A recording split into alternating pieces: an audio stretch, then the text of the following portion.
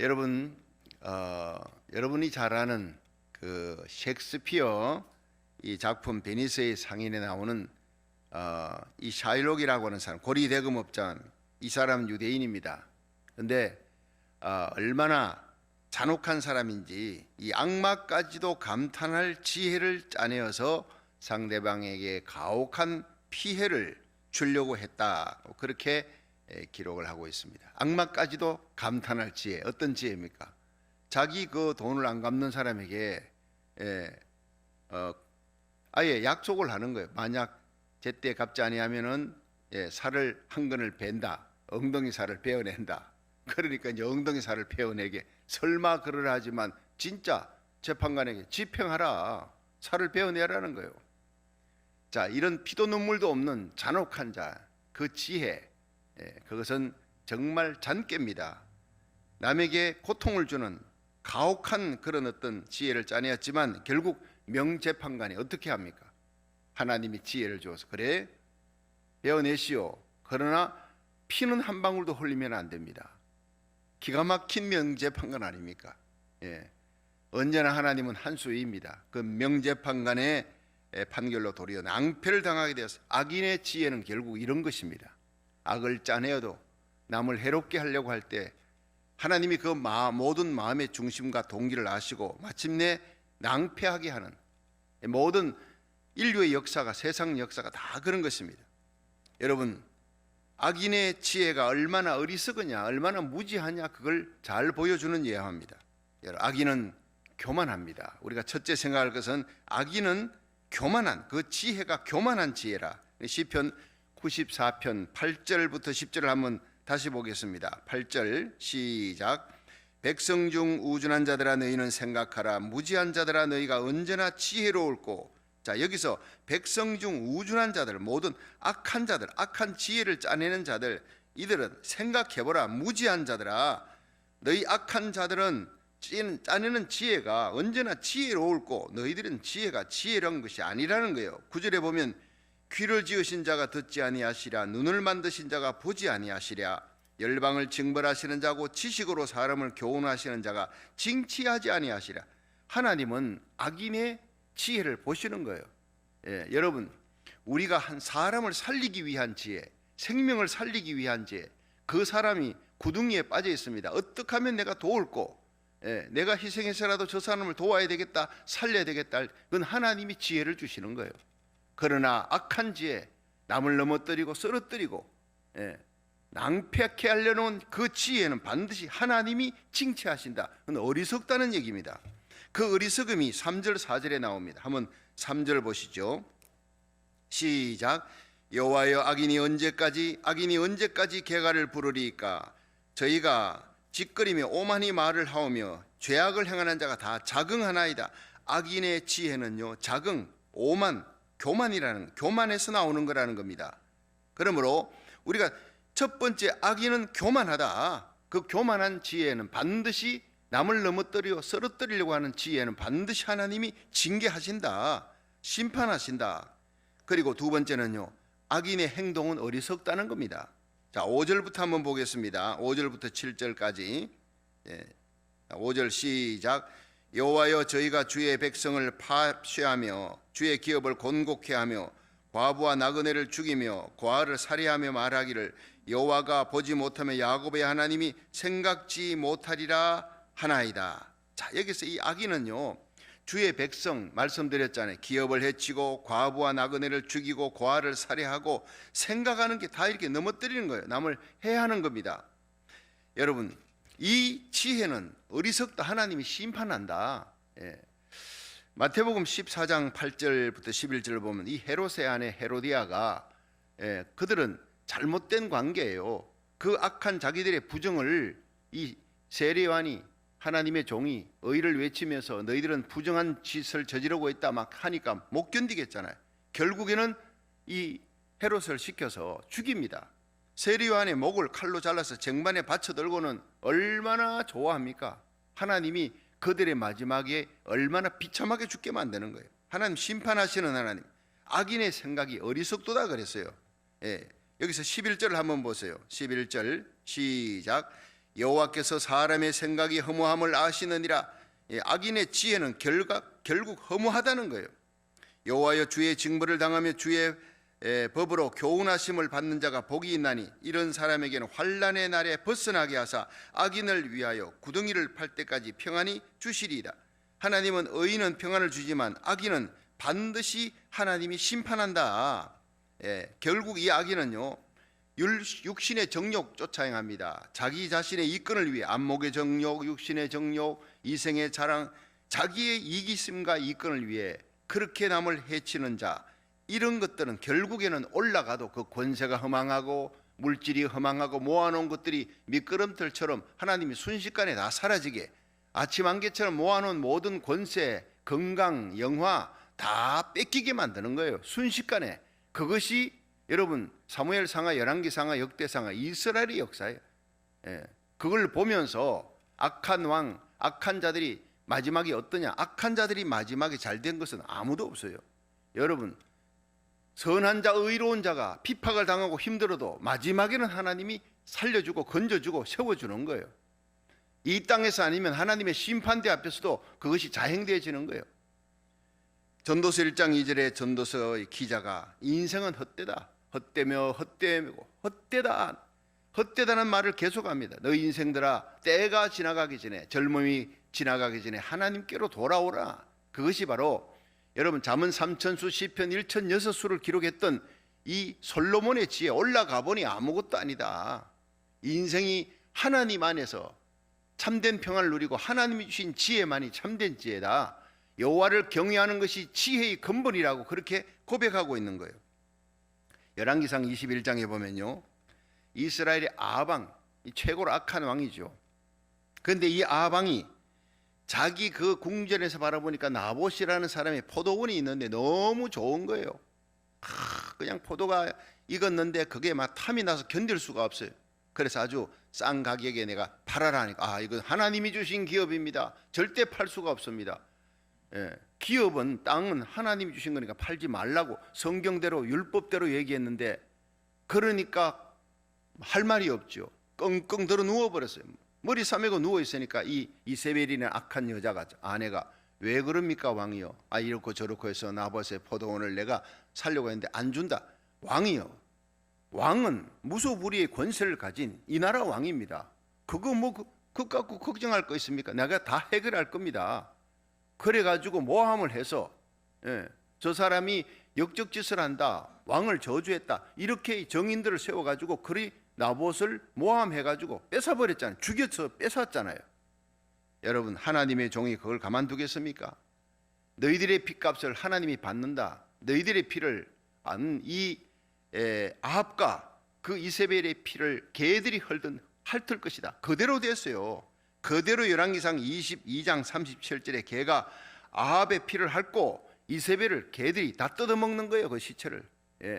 결국에는 두개골과 손의 뼈밖에 남지 않을 정도로 그 개들이 다 뜯어먹은 그 비참한 역사를, 그들의 영광 어디 갔습니까? 순식간에 마지막에 개들이 다 뜯어먹고 개들이 그 피를 핥는 것으로, 여러분, 아합과 이세벨의 종말이 그렇게 끝나는 거예요. 하나님의 심판이 그렇게 무섭다는 것을 보여주는 겁니다.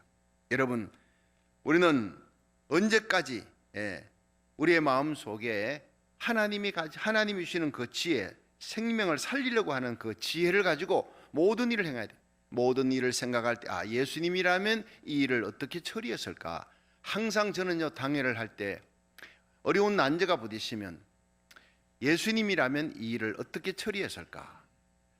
항상 그걸 생각합니다. 우리 장로님들에게도 그렇게 얘기합니다. 예수님이라면 이걸 어떻게 처리했을까 생각하며 우리 기도하십시다. 그리고 다음에 모여서 다시 얘기하십시다.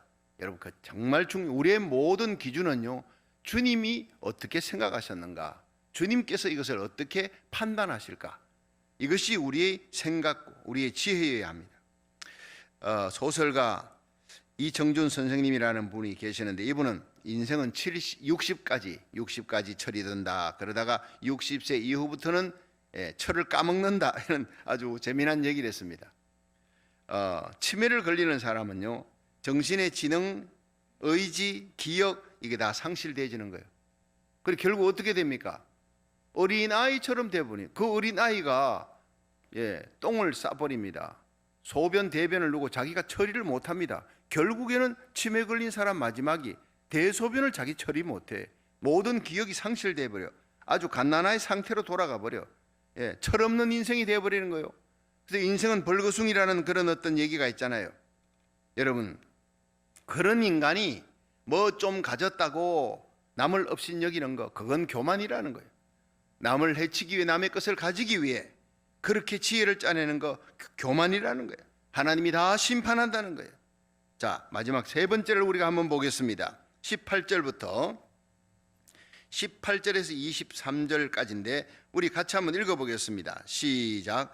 여호와여, 나의 발이 미끄러진다 말할 때 주의 인자하심이 나를 붙드셨사오며 내 속에 생각이 많을 때 주의 위안이 내 영혼을 즐겁게 하시나이다. 율례를 빙자하고 자네를 도모하는 악한 재판장이 어찌 주와 교제하리이까. 저희가 모여 의인의 영혼을 치려하여 하며 무지한 자를 정죄하며 피를 흘리려 하나 여호와는 나의 산성이시요 나의 하나님은 나의 피할 반석이시라. 저희 죄악을 저희에게 돌리시며 저희의 악을 인하여 저희를 끊으시리니 여호와 우리 하나님이 저희를 끊으시리로다.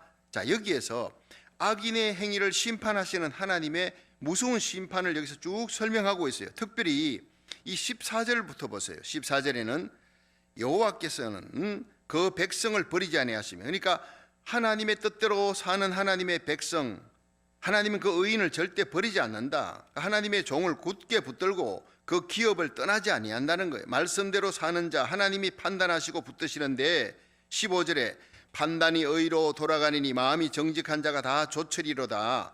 누가 나를 위하여 일어나서 행악자를 치며 누가 나를 위하여 일어서서 죄악 행하는 자를 칠고. 자, 17절이 중요해요. 여호와께서 내게 도움이 되지 아니하셨다면 내 영혼이 벌써 정막 중에 처하였으리로다. 그러나 여호와여, 나의 발이 미끄러진다 말할 때 주의 인자하심이 나를 붙드셨사오며 내 속에 생각이 많을 때 주의 위안이 내 영혼을 즐겁게 하시나이다.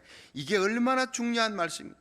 여러분, 의인은 미끄러지지 않습니다. 하나님이 그 미끄러짐을 허락지 아니하시고 하나님이 붙드신다 그랬어요. 주의 인자하심으로 붙드신다는 것이 18절인데 하나님의 인자하심이 하스데카라는 거예요. 하나님의 견고한 사랑이, 하나님의 견고한 사랑의 손으로 붙들어서 절대 그 인생이 미끄러지지 않도록, 올무에 빠지지 않도록 하나님께서 그 의인이 올무에 빠지거나 새사냥꾼의 올무에서 갇혀 있거나 하나님 그걸 허락지 아니하는 거예요. 시편 91편에 보면 하나님을 내가 의지합니다. 하나님은 나의 피난처요 나의 산성입니다. 나의 요새입니다. 내가 의지할 분은 하나님입니다. 그리고 하나님 앞에 나와 예배드리고 기도하는 자 하나님께서는 새 사냥꾼의 올무에서 건져주리라. 악인의 모든 계략에서 하나님이 건져주시는 거예요. 하나님의 지혜로 건져주시는 거예요. 극한 연병에서 하나님이 건져주시는 거예요. 하나님의 방패로 지켜주신다 그랬어요. 천인이 내 옆에서 만인이 내 우편에 엎드리지나 이 재앙이 너에게 가까이 하지 못하도록 지켜주리라 믿으시기를 바랍니다. 특히 시편 91편 14절에는 네가 나를 사랑한즉 내가 너를 건지리라. 네가 내 이름을 낳은즉 내가 너를 높이리라. 여러분, 건져주시고 구원해주시고 보호해주시고 높이시는 하나님을 사랑하는 자, 하나님의 지혜를 의지하고 하나님께 기도하는 자, 하나님 앞에 일천번제로 예배드리며 여러분 나라와 민족을 위해, 고국을 위해, 미국을 위해서 기도하는 이 귀한 기도의 중보기도에 동참하는 여러분들에게 하나님께서 미끄러짐을 허락지 않습니다. 여러분의 건강, 여러분의 삶, 여러분이 쌓아놨던 모든 것들이, 여러분의 자녀들이 미끄러지는 인생이 되지 않도록 하나님이 손으로 붙들어 줄 줄로 믿으시기 바랍니다. 얼마나 귀한 말씀입니까? 특별히 여기에요. 17절 한번 보세요. 하나님이 지켜주고 돌봐주시는데 여호와께서 17절 내게 도움이 되지 아니하셨다면, 하나님이 나를 도와주시지 아니하셨다면 내 혼이 벌써 정막 중에 처하였으리. 내 영혼이 어둠 속에서 멸망하게 된, 하나님이 지켜주심으로 나는 멸망치 아니한다는 거예요. 그리고 여호와여, 나의 발이 미끄러진다 말을, 사람들이 저 인생이 이제 끝났구나, 미끄러지는구나 할 때 주의 인자하심이, 하나님의 사랑이 나를 붙드는 거예요. 여러분, 우리를 택할 때 언제 택했습니까? 만세전에, 창세전에, 우리가 하나님을 알기도 전에, 우리가 씨도 생기기 전에 하나님은 너는 내 것이다 택하시고 생명책에 이름을 딱 기록해 놓았어요. 그리고는 하나님이 때가 되면 이 땅에서 부르시고 전도자를 통해 예수 믿게 하시고 우리로 하나님 앞에 나아가 예배드리며 하나님을 절구하며 하나님의 주신 사명 감당하려고 애쓰는데, 여러분, 우리가 예수를 알기 전에도 하나님은 아시고 택해 놓으시고 생명책 이름을 기록해 놨다가 때가 되니까 하나님이 예수를 믿게 하고 주님 뜻대로 살아가는, 예수를 믿고 난 다음에 넘어지고 쓰러진다고, 하나님 뜻대로 살려 하지만 내 육신이 약해서 넘어지는 거예요. 죄를 일부러 지으려고 하는 것이 아니라 약해서 넘어지고 쓰러지는, 그렇다고 하나님이 우리를 버리시느냐? 절대 그것이 아니라는 거예요. 넘어지고 쓰러져도 오뚜기 신자처럼, 여러분 오뚜기가 그 속에 무거운 추가 있잖아요. 항상 말씀드리지만 나는 택함 받은 하나님의 백성이다. 하나님의 인자와 사랑이 나를 붙드신다. 장세전에 택함 받은 백성, 택하시고 부르시고 의롭다 하시고 이 세상에 사는 동안 사명 감당하도록 저와 여러분을 이 주님 세운 교회에서 만났어요. 여러분이 섬기는 하나님의 교회 통해서 세계 선교를 생명 살리는, 복음 전하는, 수많은 잃어버린 영혼을 주님께로 인도하는 사명을 맡아서 여러분 섬기는 교회에 충성하십시오. 여러분 이 땅에서 충성한 만큼 우리 주님 앞에 가서 상 받게 될 줄로 믿으시기 바랍니다. 이 상급을 주시려고 하나님이 저와 여러분을 만나게 해주셨다. 이 새벽자에 나와 기도하게 해주시고 예배드리게 해주시고 나라 살리기를 천 번째로 하나님 앞에 274일째 매달리게 해주신 거, 세월 지나보면 이것이 하나님 앞에 얼마나 큰 상급이고 축복인지 몰라요. 이것이 우리 후손들에게 얼마나 큰 축복인지 모릅니다. 여러분 세상 살아가면서 일생을 죄에 매여 죽음의 종로로 삼며 죄를 먹고 마시고 배로 하나님 삼고 부끄러움으로 영광을 삼았던 우리 인생들이 이렇게 예수 믿고 1000번째 새벽 기도회로 나라 살리기 중보기도, 우리에게 속한 자들 위해 기도하는 파수꾼이 되고 여러분 복의 통로가 됐다는 거 얼마나 축복된 일입니까? 흘러가는 많은 시간 속에 하나님께 예배드리고 기도하고 찬양하고 생명 살리는 이 일을 위해서 도모하는 그 지혜를 주신 분, 하나님이 성령의 은사를 물붓듯이 부어줍니다. 물질도 채워줍니다. 건강도 주십니다. 죽을 병도 살려주고 난치병도 고쳐줍니다. 기적이 일어나게 하실 거예요. 우리의 후손들이, 우리에게 속한 자들이 우리를 통해 복받는 복의 통로가 되기를 주의 이름으로 축원합니다.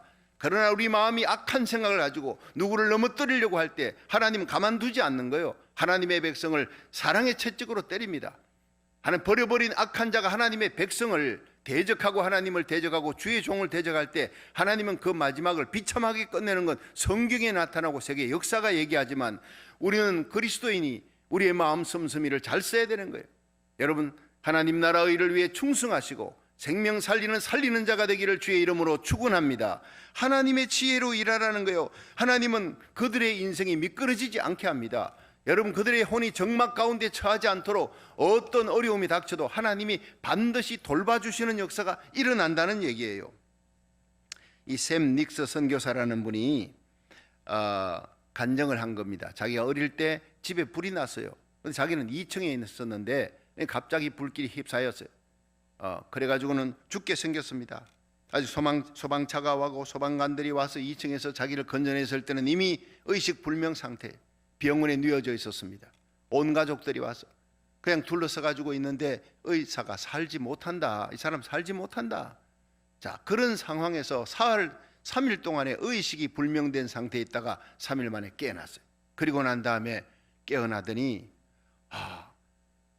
나에게 이렇게 수염이 이렇게 달려있는 의사가 와서 너는 다시 산다, 그렇게 얘기했습니다. 이 병원에는 수염 있는 의사가 없는데 이상한 거예요. 간호사들도 이상한 거예요. 제가 무슨 꿈을 꿨나 보다. 가족들이 다 그렇게 얘기했어요. 그런데 자기들이 그 병원에서 일어났던 의식불명 사흘 동안에 있는 상태에 일어났던 모든 일들을 이 샘 닉스가 의식불명 상태였는데 다 알고 있더라는 거예요. 그건 참 희한한 일이다. 나중에 이제 의식이 회복되고 건강이 회복되어서 이제는 몇 주 만에 퇴원을 하게 됐습니다. 그 내려가는데 그 병원의 현관에 이렇게 사진이 하나 걸려 있어요. 저 사람입니다. 저 사람이. 그때는 이 샘 닉스가 예수님을 알지 못했을 때 저분이 바로 나에게 다가와서 너는 살 것이다, 너는 살아서 나를 위해서 하나님을 위해서 큰 일을 할 것이다 라고 얘기를 했던 의사입니다. 간호원이 저분은 예수님이에요. 그 예수님이 수염이 이렇게 달려 있잖아요. 하얀 가운 입고 와서 너는 다시 살 것이다, 하나님이 너를 위해서 위대한 사명을 주었다. 그렇게 다시 죽을 생명이, 정막 가운데 있는 생명이 하나님이 붙들고 살려주었어요. 결국 그래서 예수 믿고 그는 일생을 선교사가 되는 거예요. 신학을 공부하고 그런 선교사의 길을 가게 됐다. 샘 닉스 선교사의 자기 고백입니다. 하나님께서 위대한 하나님의 일을 하려고 하는 자는 여러분 죽을 생명에서도, 사방에 둘러싸이는 그런 어떤 화염 속에서도 하나님이 지켜주고, 의사가 죽는다 할지라도 하나님이 살려주시는 거예요. 저는 지금 힘들고 어려울 때 가만히 서재에서 묵상하고 생각해 보면요, 정말 제가 국민학교 3학년 때인가 4학년 때 그냥 이 수성청변에 날씨가 더운 날 여름에 막 물이 불어가지고, 비가 오고 난 뒤에 물이 불어가 있는데 동네 아이들하고 막 가가지고 학교 마치고 와서 거기가 이제 수영을 합니다. 애들이 수영을 못할 때니까 그냥 이 강 이쪽에서 저쪽까지 왔다 갔다, 그러니까 가슴팍이 밖에 이제 물이 안 오니까. 그런데 제가 그 조금 밑으로 내려가다가 그 푹 파진 곳으로, 푹 파진 구덩이에 빠져버린 거예요. 그냥 물을 먹어버린 사람 정신을 잃어버립니다. 그냥 급류에 뛰어내려가는 겁니다. 동네 아이들이 성구 죽었다 성구 죽었다 그러고는 쫓아가, 우리 아버지가 달려왔어요. 성구 아버지 성구 죽었습니다. 물에 떠내려, 수송천변에 떠내려갔습니다. 정신없이 달려왔어요. 여러분, 그때 저는 떠내려가고, 정신없이 떠내려가는 물을 꼴깍꼴깍 먹고 이제 난 죽는구나 할 때 누군가 내 손을 잡고 일으킨 거예요. 지나가던 젊은이가 뛰어들어서, 그리고는 수영을 해서 저를 건져주었어요. 수영을 잘하는 사람도 거기에 뛰어들어서 아이를 건지기 힘든데 그 사람이 누군지 몰라 나를 살려서 건져주었어요. 나는 그 사람에게 고맙다는 말도 못하고 됐어요 이제 됐어요 그러고는 물을 막 토하고 그 아저씨는 그냥 가버린 거예요. 지금 생각하면요, 그 손길이 예수님의 손길이에요. 생각하고 생각해도 너무 고마워. 정말 그분이 누구인지 찾으면은 정말 감사하고 싶어. 내 생명을 건져준 분, 그분에게 난 고맙다는 말 한마디조차 못했다고요. 여러분, 지나보면 이것이 하나님의 손길이 아니었겠느냐 하는 거예요. 죽을 수밖에 없는 그 생명, 나의 생명을 하나님이 그 사람을 통해 건져주신 거예요. 우리는 이런 기적적인 하나님의 은혜로 살아가고 있습니다. 기가 막힐 수렁과 웅덩이에 빠졌을 때 하나님께 부르짖으면 하나님이 내 기도를 들으시고 나를 기가 막힐 수렁에서 건져 올리시는 거예요. 새 사냥꾼의 올무에서 하나님이 풀어주시는 거예요. 내 발을 반석 위에 두시고 내 걸음을 견고케 하시고 내 입에 하나님을 찬양할 수 있는 새 노래를 주시고 많은 사람들이 나와 함께 하시는 하나님의 기적을 보고 하나님께 영광 돌리게 될 줄로 믿으시기 바랍니다. 저는 늘 기도합니다. 하나님이여, 저와 우리 주님 시온교회 우리 성도들, 이 온라인 예배 참여하는 모든 성도들을 부르짖는 기도를 들으시고 우리와 함께하는 하나님을 온 세상이 알게 하여 주시옵소서. 여러분, 우리가 기도할 때 하나님의 기적의 손이 역사하고 움직일 줄로 믿으시기 바랍니다. 그렇습니다. 우리 인생 하나님 앞에 어려울 때 기도하세요. 하나님께 부르짖으십시오. 특별히 20절에서 23절 마지막 말씀을 갖고 이제 우리 마치도록 하겠습니다. 20절 한번 보십시다. 시작. 율례를 빙자하고 자네를 도모하는 악한 재판장이 어찌 저와 교제하리까? 저희가 모여 의인의 영혼을 치려하며 무죄한 자를 정죄하여 피를 흘리려 하나?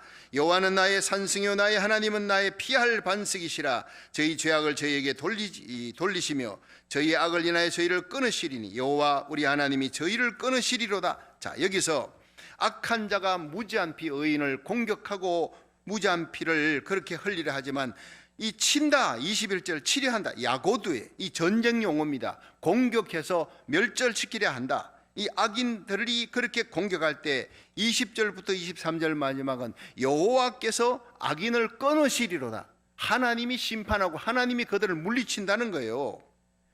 1차 세계대전 때 영국군의 그 사령관 부스 장군이 있었습니다. 이 사람이 전쟁을 치다가 갑자기 막사에서 잠이 들었는데 적의 기습 공격을 당하고 급하게 그냥 생명만 살아가지고 도망을 치는 거예요. 뿔뿔이 군사들은 다 흩어지고 자기는 깊은 산곡 동굴 속에 숨었습니다. 점점 이 적군들이 가까이 다가오고 있는데 이제는 자기가 적의 손에 잡혀서 죽는 것보다는 내가 여기서 차라리 자결하는 게 낫겠다. 그리고는 칼을 뽑아들었는데 갑자기 보니까 이 동굴에 거기에서 거미가 줄을 치고 있더래요.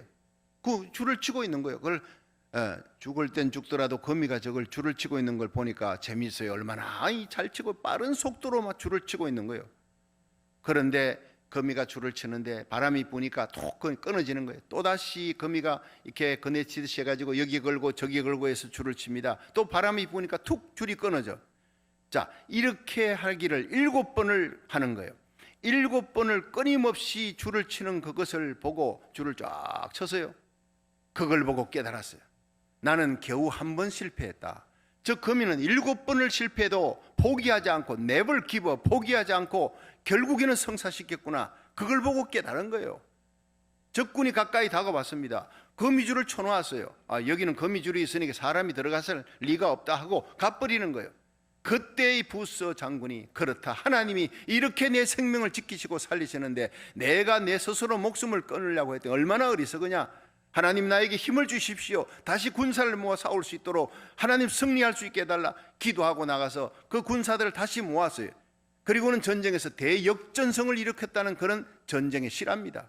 여러분, 우리 인생에 힘들고 어려울 때 7전8기입니다. 어인은 7번 넘어지나 8번째 다시 일어나는 것은 여호와의 손이 함께함이라. 저와 여러분, 우리에게 속한 자들, 우리에게 아버지 하나님께서 속한 자들 하나님이 붙드십니다. 미끄러짐을 허락지 않습니다. 우리 교회 하나님이 붙들고 있습니다. 하나님의 나라, 하나님의 백성, 하나님의 종들 하나님이 붙들고 있음을 알고 하나님이 마침내 우리의 기도를 들으시고 존귀케 하며 승리케 하는 역사가 일어날 줄 믿고 선을 행하다 낙심하지 마세요. 예수 믿다 낙심하지 마시고 기도하다 낙심하지 마십시오. 때가 이름에 거두게 될 줄로 믿으시기 바랍니다.